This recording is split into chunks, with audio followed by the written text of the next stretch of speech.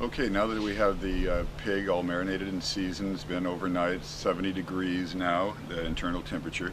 We want to put into the racks of the caja. You will see that there's sort of a triangular shaped leg on the middle. So you want to put that down here, and you'll see why in a while. And then you put your pig.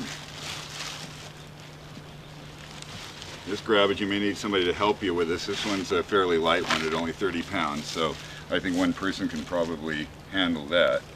So you can put it in right here on top, and then you get your other side, and what you want to do is you want to have the triangular area up on this one, because when you flip the pig, you'll have another platform for it.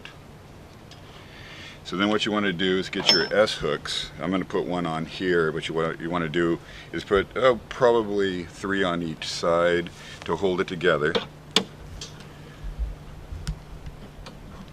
Basically it's just like this, and then one on the other side here, so just to get it started. You can pull it together. Get a larger pig, you may want to use maybe 2 S hooks or something like that to extend it, because these do get a little bit thick. So there you go.